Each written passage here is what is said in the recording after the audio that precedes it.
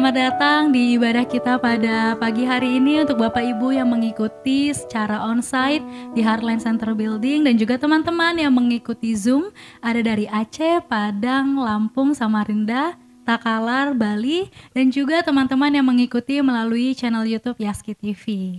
Saya undang Bapak Ibu untuk bangkit berdiri. Kita mau angkat pujian kasih Yesus indah-indah, oh indah.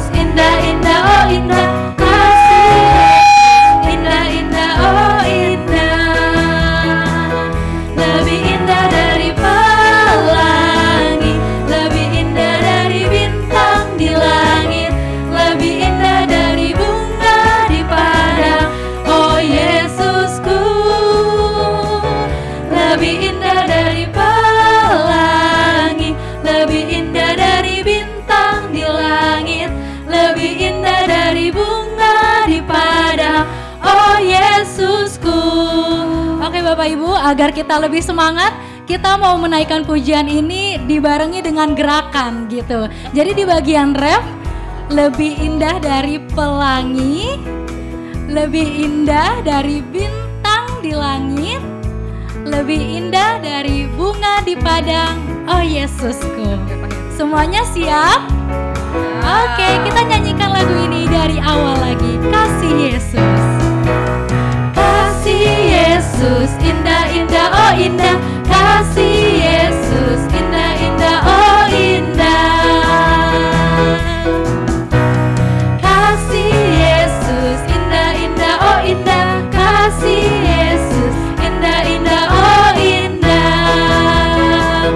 Lebih indah dari pelangi, lebih indah dari bintang di langit, lebih indah dari bunga di padang, oh Yesusku. Lebih indah dari pelangi, lebih indah dari bintang di langit, lebih indah dari bunga di padang, oh Yesusku. Lebih indah dari pelangi, lebih indah dari pelangi, lebih indah dari bintang di langit, lebih indah dari bunga di padang, oh Yesusku. Lebih indah dari pelangi, lebih indah dari bintang di langit, lebih indah dari bunga di padang, oh Yesusku. Oh Yesusku. Oh Yesusku.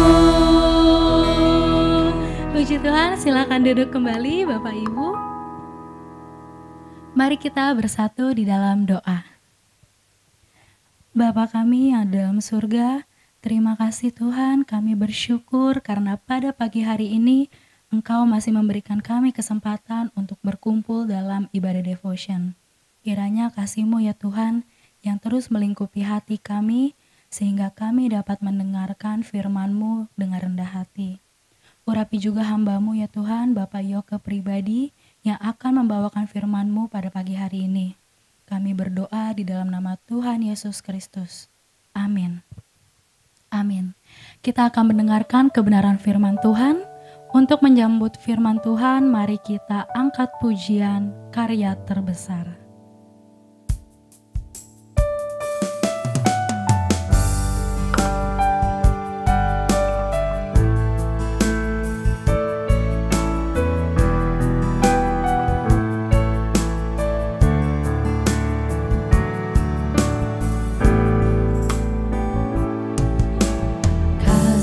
Yang terindah, hati yang mulia, hanya ku temukan di dalam-Mu. Yesusku, pujian dari hatiku, selalu di setiap waktuku, tiada pernah berubah kasihku. Karya terbesar dalam hidupku, pengorbananmu yang selamatkanku. Engkaulah harta yang tak ternilai, yang ku miliki dan ku hargai. Yesus, Engkau ku kagumi.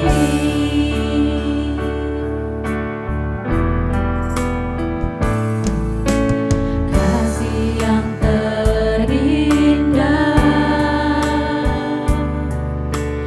hati yang mulia, hanya ku temukan di dalam-Mu, Yesusku.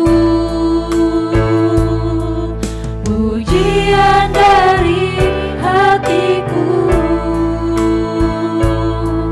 selalu di setiap waktuku,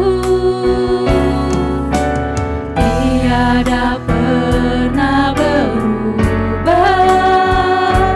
kasihku. Karya terbesar dalam hidupku, pengorbananmu yang selamatkanku. Engkaulah harta yang tak ternilai, yang ku miliki dan ku hargai. Yesus, Engkau ku kagumi.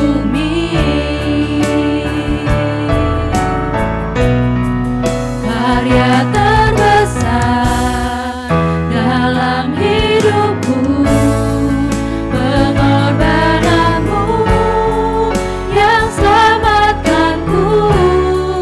Engkaulah harta kepada hamba-Nya yang tak ternilai, yang ku miliki dan ku hargai.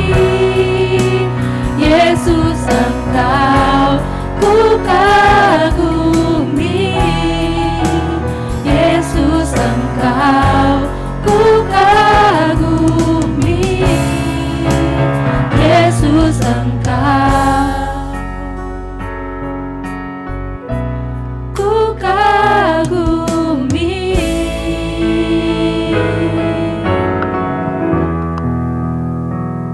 Mari kita bersatu dalam doa. Bapa di sorga, Engkau yang mengasihi kami, Engkau yang sudah hadir senantiasa dalam hidup kami. Biarlah pagi hari ini Tuhan, waktu di mana kami boleh duduk bersimpuh di bawah kaki-Mu Tuhan.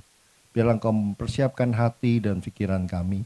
Biarlah Engkau merendahkan hati kami Tuhan, supaya Bapa Roh-Mu yang kudus boleh terbuka di dalam kehidupan kami. Boleh menerangi kami, memberikan hikmat supaya kami Tuhan memahami dengan baik, memahami dengan benar, dan memuliakan-Mu di dalam hidup kami. Karena kami sungguh mengasihi Engkau. Di dalam nama Tuhan Yesus Kristus kami mohon Engkau memimpin persekutuan kami pagi hari ini. Amin.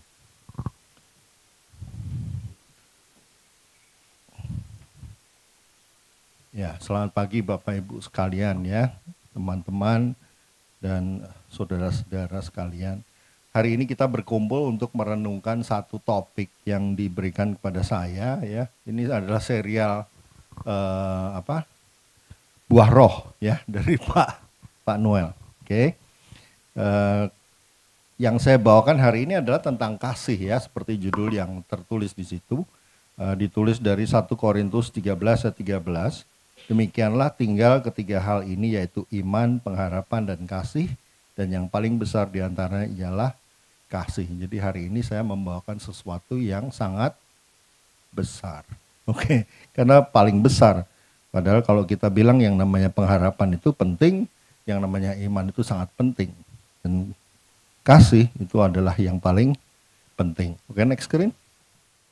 Oke, nah di sini adalah mungkin semua udah tahu ya bahwa yang namanya kasih dalam bahasa Yunani itu ada 4. Oke, agape, philia, eros, storge. Ya, yang kita kemarin udah selama ini kita sering pelajari agape itu sebetulnya adalah yang paling Tuhan harapkan dalam hidup kita. Ya, karena agape itu disebut bentuk kasih yang tertinggi. Kasih yang tanpa pamrih, kasih yang tanpa syarat, kasih yang rela berkorban, ya. Dan itu adalah kasih Allah kepada manusia. Mungkin nggak kita mengasihi seseorang, mengasihi orang lain, mengasihi Kristus secara agape?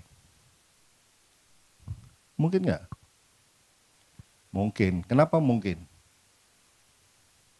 Karena itulah yang dituntut Tuhan. Tuhan nggak mungkin nuntut sesuatu yang kita nggak bisa kan, ya. Kemudian yang kedua adalah philia.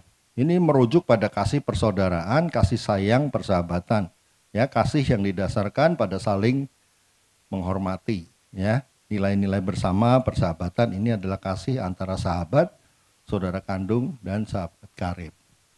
Ya, dan biasanya inilah yang yang ada di sekitar kita sebenarnya yang kita hidupi seringkali. Tapi sekali lagi yang Tuhan harapkan dari kita adalah agape. Oke.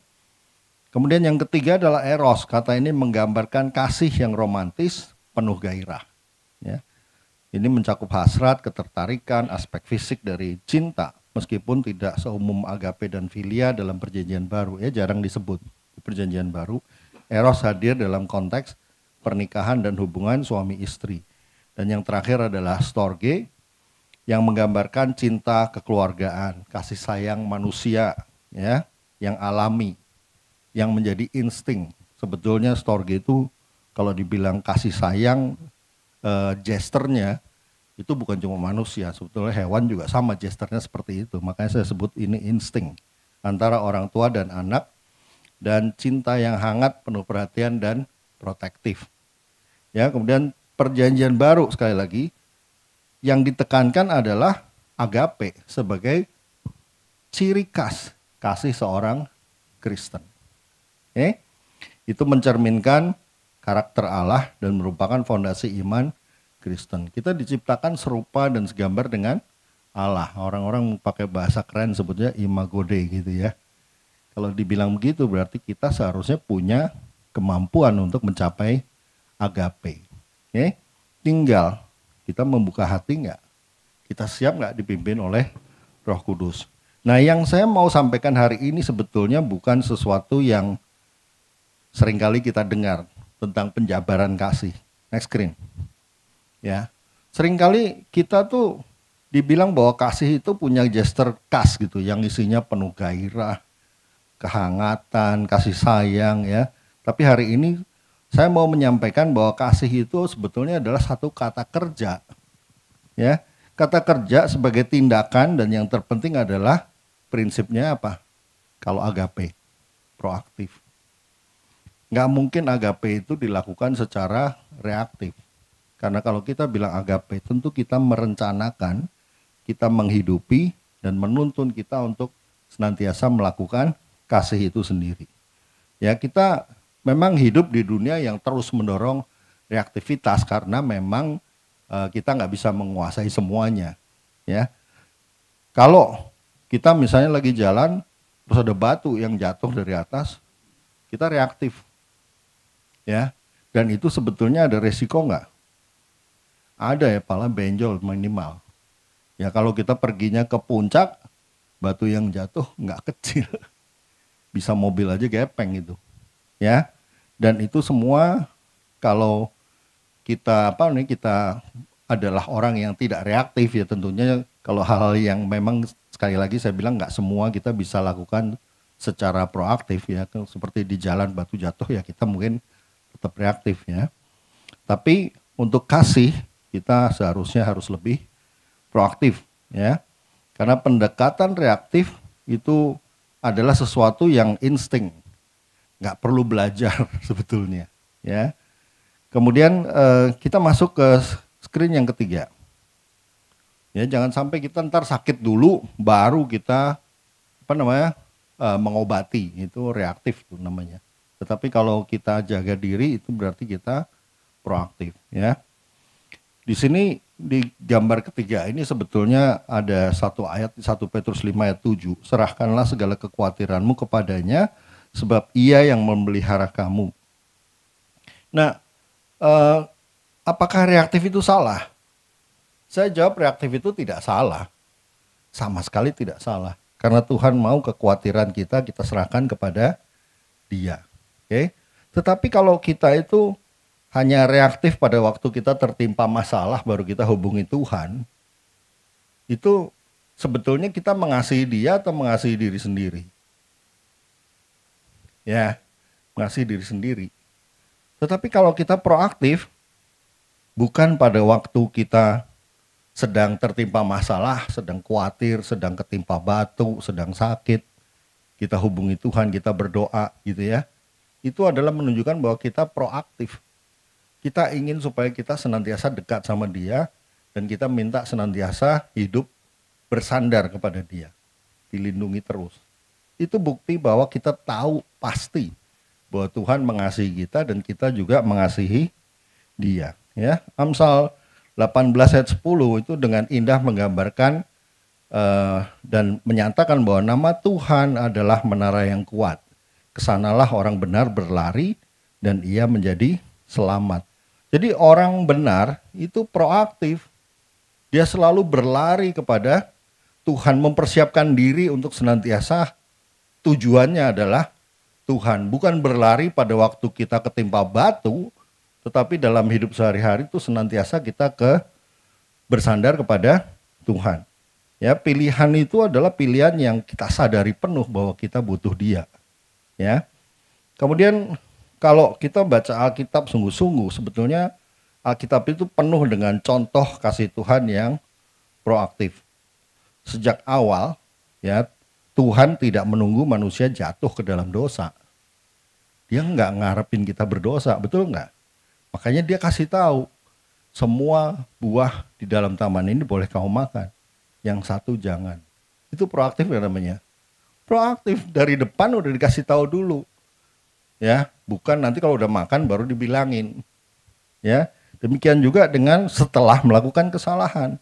Di Kejadian 3 ayat 15, aku akan mengadakan permusuhan antara engkau dan perempuan ini. Itu sudah dosa belum? Udah makan ya kan? Antara keturunanmu dan keturunannya akan meremukan kepalamu.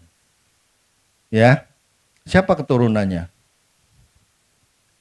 Ya Yesus lah, ya, yang meremukan kepala ular.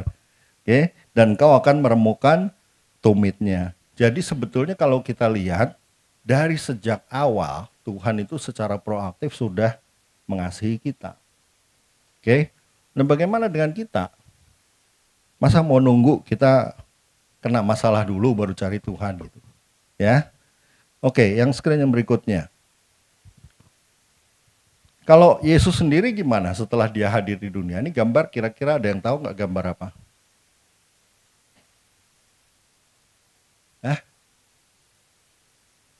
Ya, Yesus dengan pemungut cukai. Jadi Matius itu ya. Yesus itu Dia datang ke situ. Ke pemungut cukai. Ada nggak orang yang suka pergi ke pemungut cukai?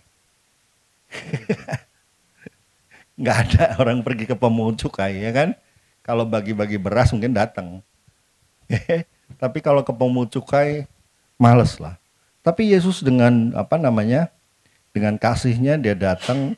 Padahal kalau kita baca di Matius 9 ayat 9 kita lihat ya, setelah Yesus pergi dari situ, Ia melihat seorang bernama Matius duduk di rumah cukai. Ya, lalu Ia berkata kepadanya, ikutlah aku. Jadi Tuhan itu mau supaya Matius itu bertobat bukan dengan khotbah segala macam lah, tapi dengan satu kata aja, ikutlah aku, karena Dia mau mengubah Matius ini menjadi muridnya Tuhan, dan terbukti Matius itu menjadi salah satu penulis Alkitab. Ya, salah satu yang namanya Injil itu namanya Matius.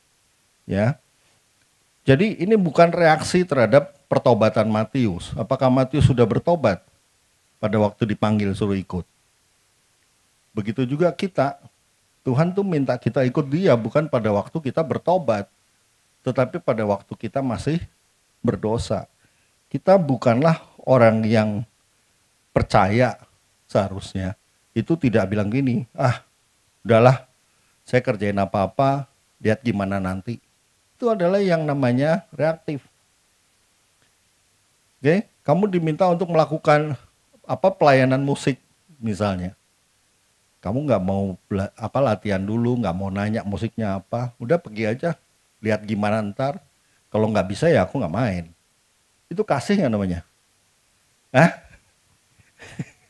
Kalau kasih, begitu kamu dikasih tugas, kamu nanya bukan karena kamu ketakutan nanti nggak bisa main, tapi nanya karena aku mau melayani dengan baik, proaktif itu namanya, ya.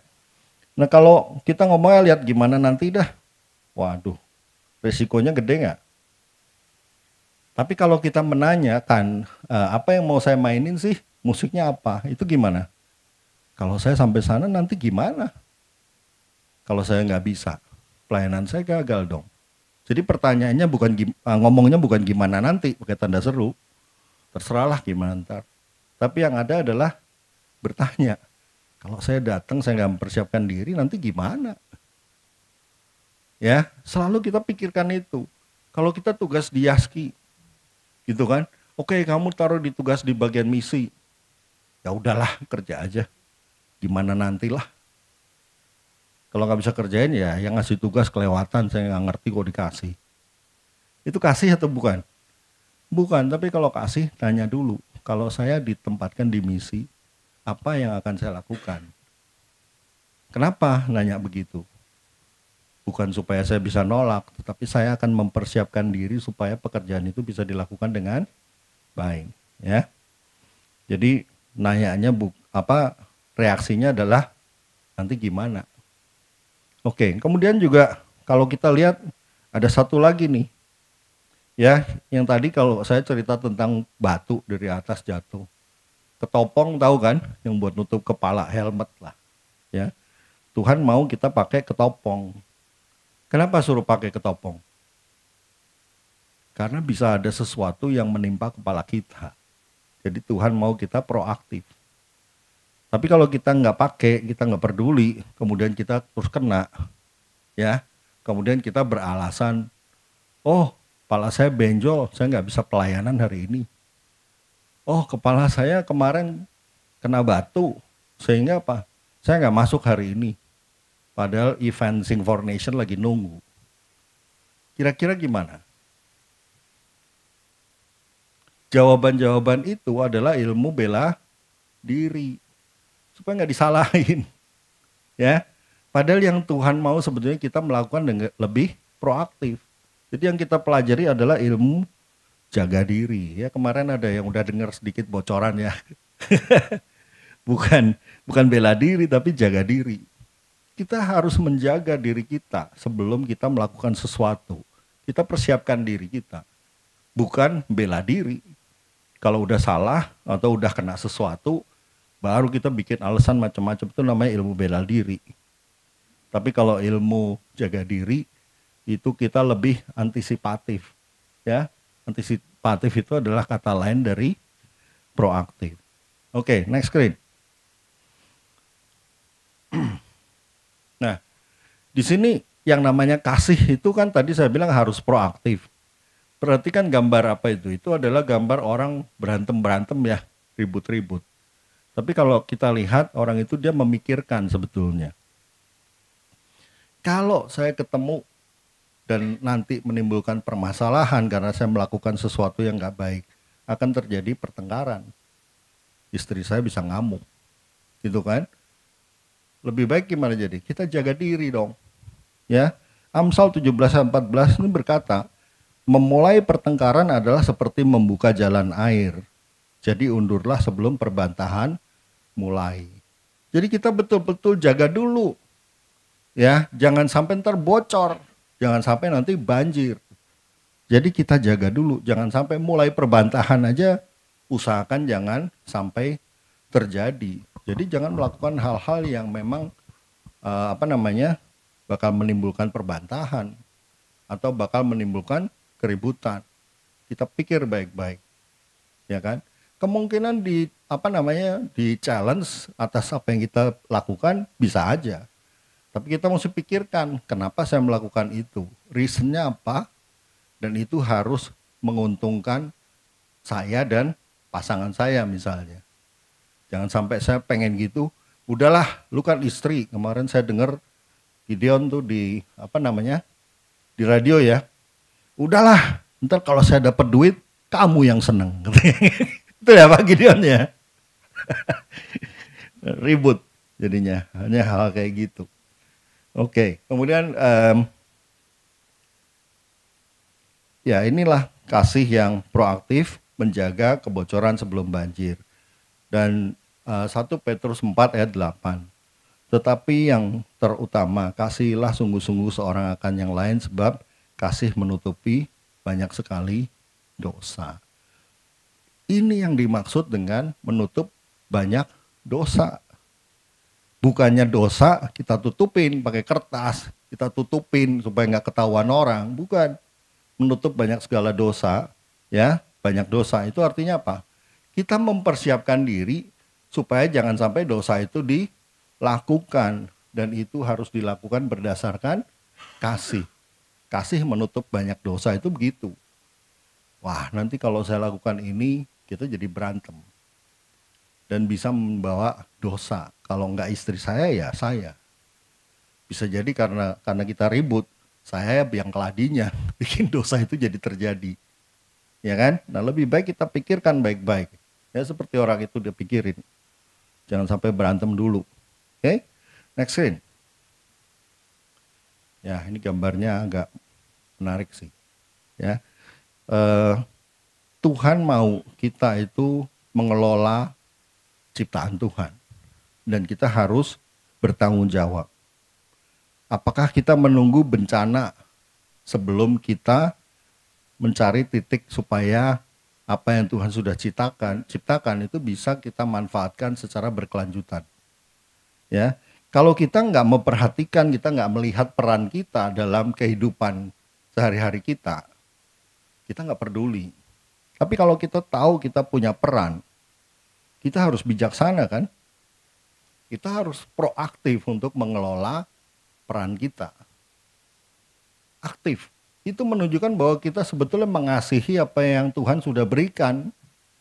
Ya, itu artinya kita mengasihi dan bersyukur bahwa Tuhan sudah memberi segala yang kita perlukan. Ya.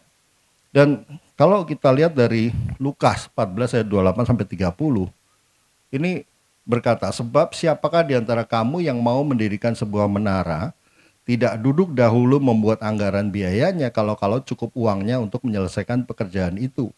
Supaya ya jikalau ia sudah meletakkan dasar tidak dapat menyelesaikannya, jangan-jangan semua orang yang melihatnya akan mengejek dia sambil berkata, orang itu mulai mendirikan tapi ia tidak sanggup menyelesaikannya. Ya sebetulnya kata yang terakhir itu nggak usah menjadi motivasi kita supaya kita melakukan kesalahan. Tapi kita harus punya motivasi bahwa setiap apapun yang Tuhan berikan sebagai sumber daya buat kita, itu kita perhitungkan daya gunanya dan kemampuan kita untuk mengelolanya. Jadi persiapkan diri. Ya, ngitung anggaran itu berarti mempersiapkan diri nggak? Ya, dalam pekerjaan kita seringkali kita mesti beli sesuatu gitu. Kalau nggak ada anggarannya, gimana? Bisa nggak dibeli? Nggak bisa. Kenapa nggak bisa dibeli? Kenapa nggak ada anggarannya? Karena nggak dipikirkan di depan. Bahwa nanti kita bakal butuh ini supaya pelayanan ini berjalan gitu. Tapi kalau kita udah pikirkan dari depan, pelayanan ini akan membutuhkan A, B, C, D gitu kan. Kita udah daftarin dulu. Saya mau beli ini. Berarti pelayanannya akan ke sana. Tapi kalau kita nggak ada duitnya, ya kita atur. supaya yang kita dapatkan hanya yang kita mampu beli, ya, supaya pelayanan kita juga terhitung baik, terencana, dan menghasilkan sesuatu yang terkelola dengan baik. Oke? Jadi dalam iman kita, kasih yang proaktif itu juga memupuk kita untuk disiplin, memperhatikan semua apapun yang harus kita lakukan, karena kita tuh harus memendamkan diri dalam firman Tuhan, bukan hanya ketika kita membutuhkan jawaban, tapi setiap hari, supaya hidup kita itu dibentuk oleh Dia, disiplin. Ya, oke, 2 Timotius 3:16 sampai 17. Kalau kita tahu bahwa di sini adalah segala tulisan yang diilhamkan Allah memang bermanfaat untuk mengajar, untuk menyatakan kesalahan, perbaiki kelakuan, dan untuk mendidik orang dalam kebenaran. Dengan demikian tiap-tiap manusia kepunyaan Allah diperlengkapi untuk setiap perbuatan baik. Jadi kita tahu di sini siapa yang nggak mau jadi orang baik? Semua pasti mau jadi orang baik ya. Kan kerja di Yaski. Oke? Kalau ingin kerja menjadi orang baik, Tuhan tahu kita harus mempersiapkan diri dengan pengajaran yang baik. Bukan dari hikmat yang kita lihat dari teman-teman. Ya. Ingat gak dulu waktu kita masih sekolah nih, SMA atau SMP gitu ya. Kalau kita nggak nyontek, dibilang cupu. Oke? Nah kalau kita belajar, kita siap untuk ngikutin ujian, orang lain yang minta contekan sama kita. Dan biasanya kalau kita nggak kasih contekan ke teman, jadi gimana? Dimusuhin. Kata-kata yang keluar dari orang yang ngomong gitu gimana? Munafik lu. Betul kan? Jadi kata munafik itu dibalik sama dia. Padahal sebetulnya munafik itu apa? Munafik itu adalah kita tahu kebenaran tapi kita tidak melakukannya. Itu munafik. Kita tahu mau ujian, persiapkan diri dong. Ya kan? Itu namanya kita bersyukur sama Tuhan. Bayangin kalau kita nggak bisa sekolah. Kita mesti ujian nggak? Nggak sekolah, ujian apaan?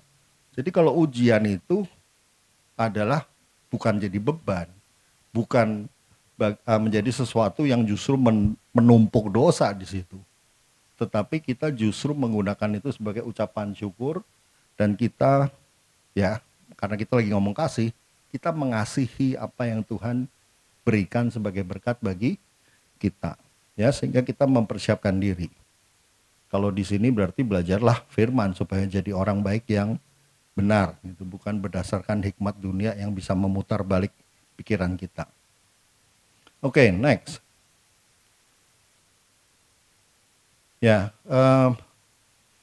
ingat satu perumpamaan Yesus tentang tukang bangunan yang bijaksana dan bangunan yang bodoh. Ya, kita lihat dari Matius 7 ayat 24 sampai 27, itu dibilang kalau orang pinter, ya kita nggak usah baca firmannya ya, yang ini. Dia bangun rumah di atas apa? Di atas batu, bukan di atas pasir. Oke. Nah kalau diingetin, ya baik-baik, kamu tutup telinga, itu sebetulnya masuk kelompok orang bodoh sebetulnya. Lebih susah loh bangun rumah di atas batu daripada pasir. Karena lebih lama. Kalau di atas pasir, bangun aja langsung jadi. Apalagi zaman sekarang, lihat yang instan-instan banyak tuh. Langsung taruh besi di bawahnya, dibaut-baut, bangun atasnya. Banjir datang gimana? Ya ambruk. Kalau kayak terjadi di Bali sekarang ini, hanyut, ya kan? Tetapi kalau kita bangun di atas batu, kita attach bangunan itu dengan pondasi yang baik, tentunya nggak akan hanyut. Dan itu bisa terjadi kalau kita sebetulnya ngomongin nggak usah pakai megafon, kita sudah bisa paham.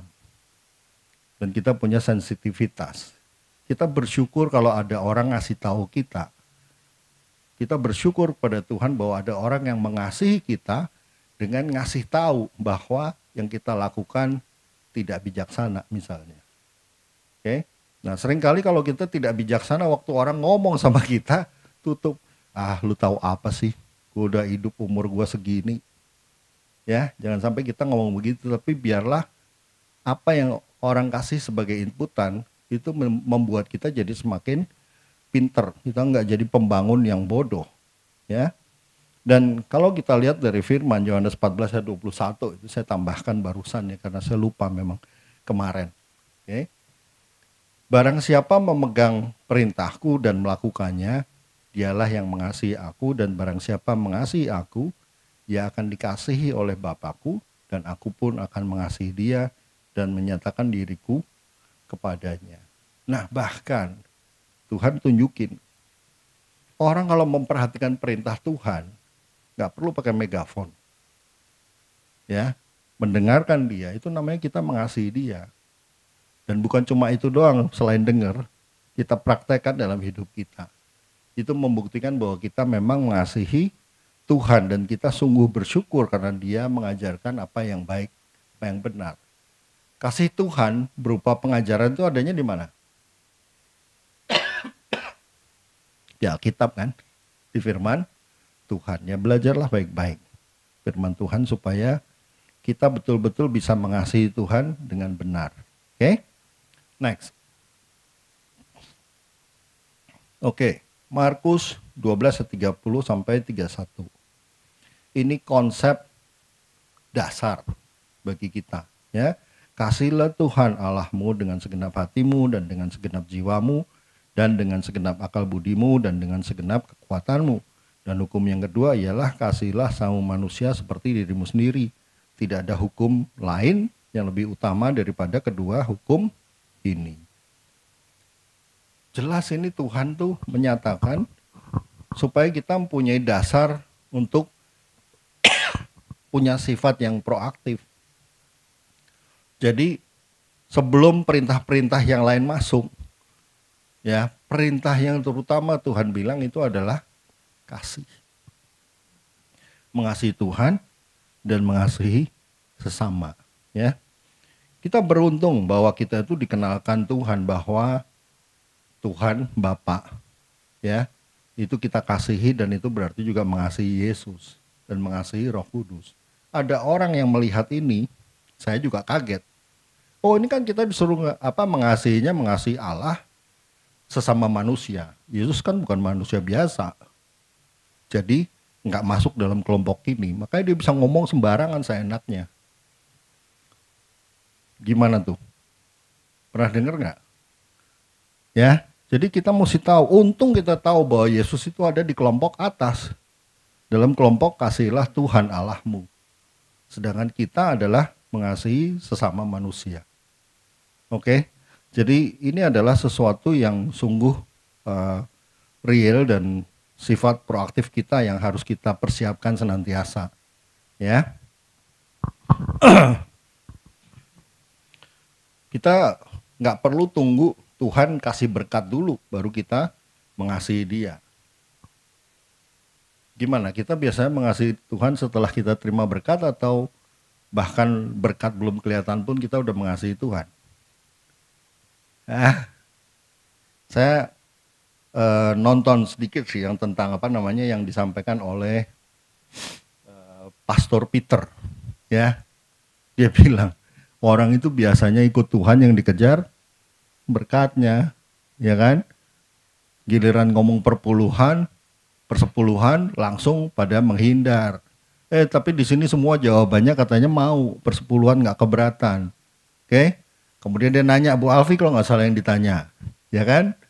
Kalau saya Bu Alfi punya mall 10, saya minta 1 dikasih nggak?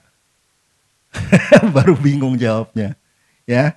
Sebetulnya, jadi kita tuh mengasihi Tuhan sebelum kita menerima berkat. Ya, kalau dikasih berkat lebih daripada sebelum kita dikasih berkat. Betul apa salah? Berkat itu tuh cuma bonus, Bu, Bapak. Jadi sebetulnya mengasihi Tuhan tanpa berkat yang kita lihat secara tangible, itu sebetulnya tidak berpengaruh pada level kasih kita kepada Tuhan. Level kasih kita kepada Tuhan itu harus tetap. Karena kasih Tuhan itu dinyatakan sudah sejak dunia diciptakan. Tuhan bilang nanti keturunannya akan meremukkan kepalanya. Jadi artinya apa? Dosa kita tuh ditanggung Tuhan.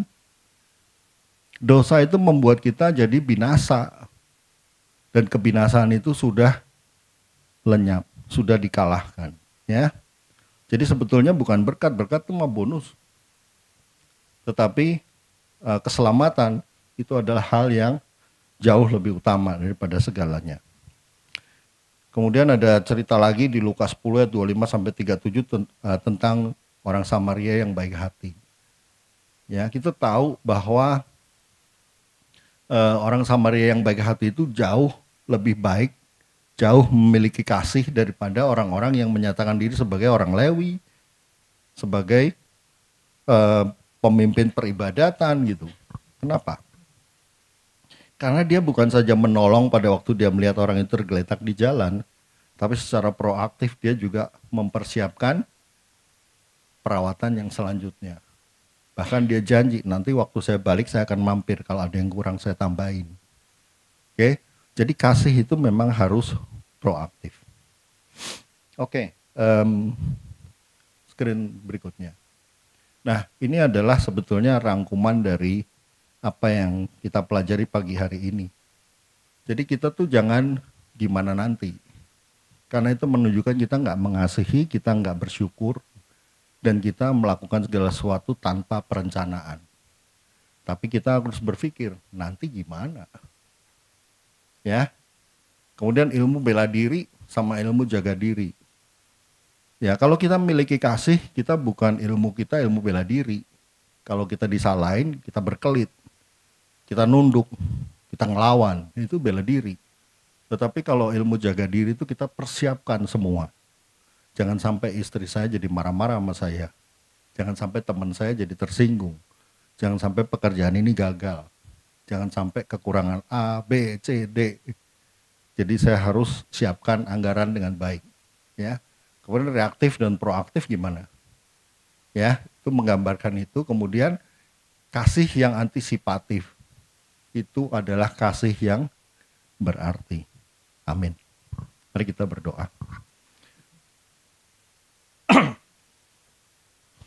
Bapa di sorga, kami bersyukur pagi hari ini Tuhan, kami belajar sisi lain daripada kasih. Bukan pengetahuan tentang arti daripada kasih, tetapi lebih daripada itu Tuhan, kasih yang praktikal, kasih yang sungguh dapat kami lakukan dalam kehidupan kami, dan bukti Tuhan bahwa kami memang mengasihi Engkau, mengasihi sesama kami. Biarlah terus Tuhan Engkau buka hati dan pikiran kami, supaya kami senantiasa bisa melakukan apa yang Engkau harapkan dari kami, sehingga bukti bahwa kami mengasihi Engkau terbukti dengan kasih kami dan menjadi pelaku firman. Dalam nama Tuhan Yesus kami berdoa. Amin.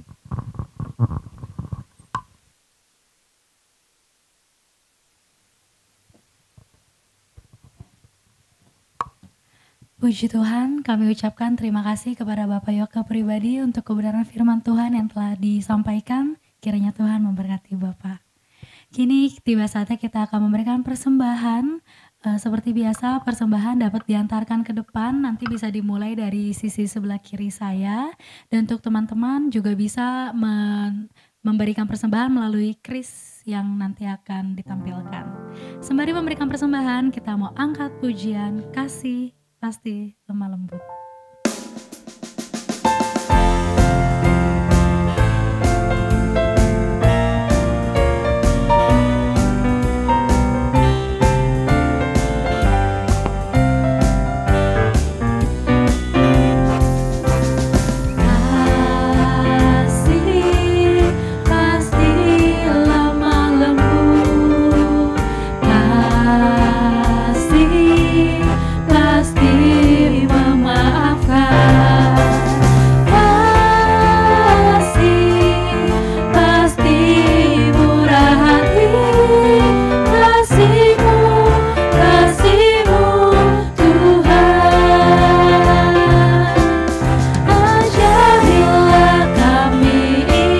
Saling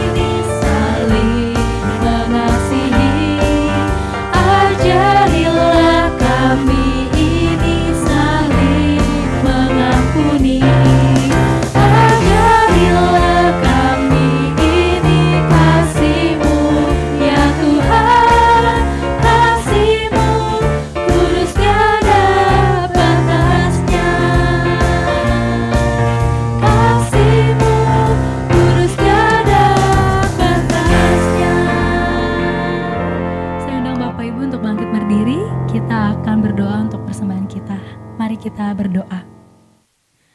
Tuhan, terima kasih untuk berkat-Mu Tuhan yang tak pernah berhenti dalam hidup kami. Dan Tuhan, saat ini kami membawa persembahan kami, kiranya Engkau yang memberkati dan memakai persembahan ini untuk mendukung pelayanan-Mu, khususnya bagi hamba-hamba Tuhan di pedalaman dan juga untuk pelayanan di Yayasan Yaski lainnya. Biarlah melalui persembahan ini lebih banyak lagi jiwa yang dapat dijangkau untuk kemuliaan nama-Mu. Terima kasih dalam nama Tuhan Yesus. Haleluya. Amin. Amin. Masih bangkit berdiri, kita akan menutup ibadah kita pada pagi hari ini. Nanti doa syafaat dan juga doa berkat kami minta kesediaan Bapak Pendeta Yusak Wijaya. Kita angkat satu pujian, kalau ku hidup bagimu.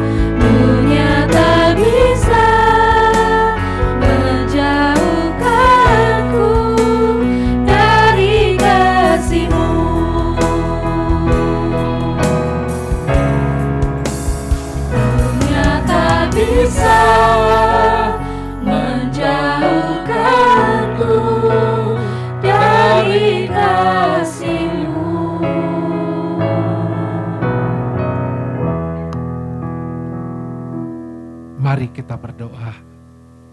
Tuhan Allah Bapa di surga, ampuni kami ya Bapa, jika selama ini kami tidak berhasil mengasihi seperti yang Tuhan inginkan. Atau mungkin kami mengasihi tetapi dengan motivasi yang salah. Terima kasih Tuhan untuk kebenaran firman Tuhan pada hari ini. Kami diingatkan bagaimana kami harus mengaplikasikan kasih yang dari surga. Kasih dari Allah Bapa kepada sesama kami.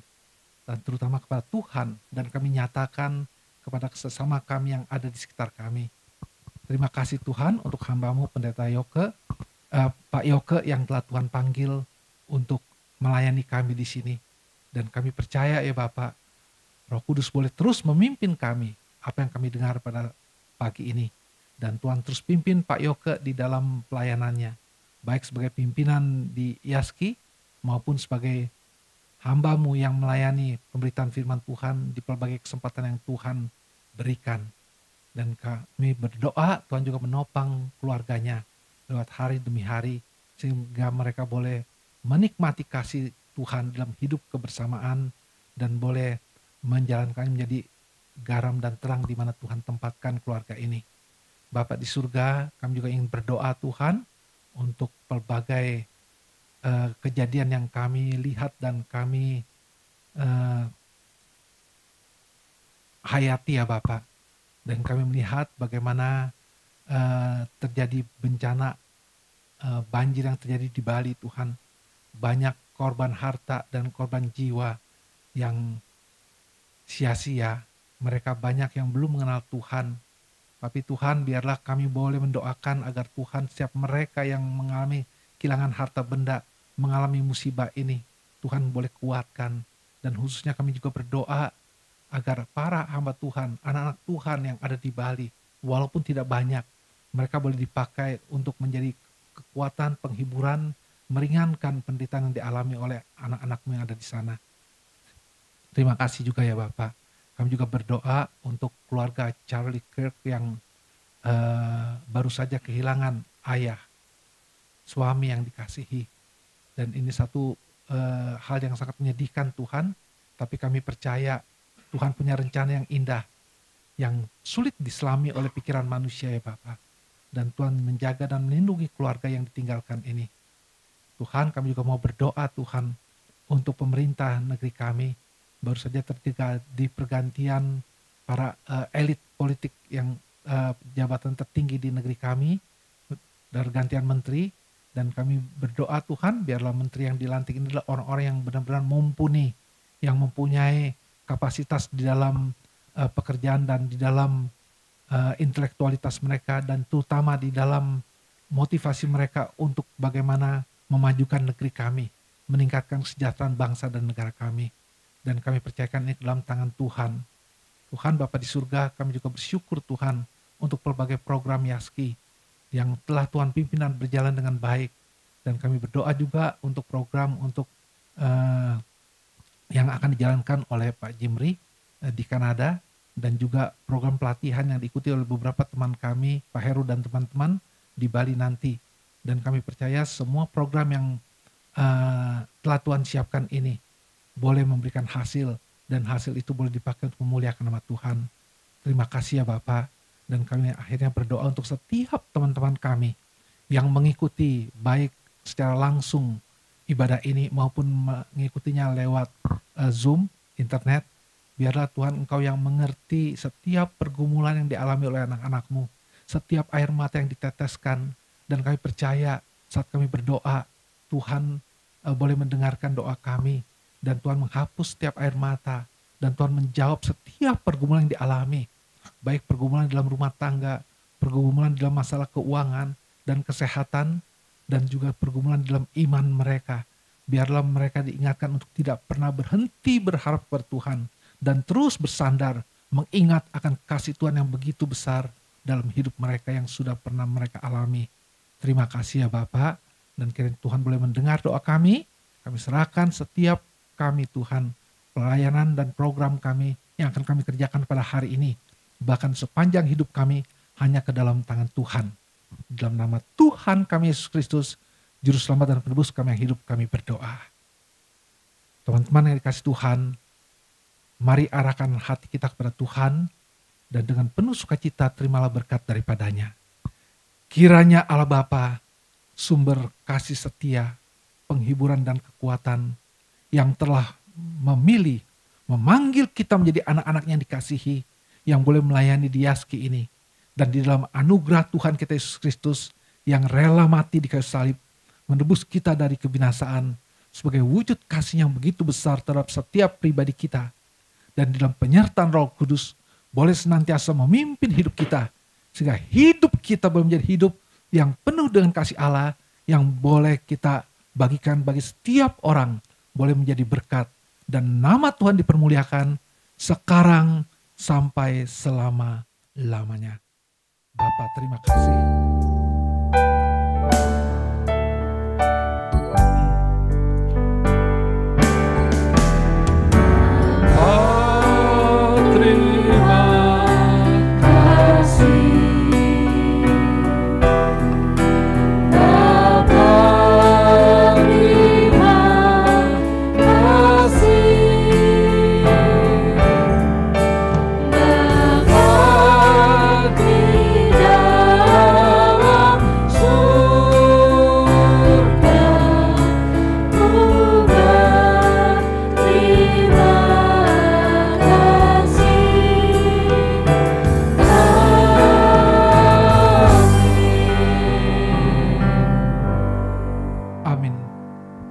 Silakan duduk saat teduh dan ibadah selesai.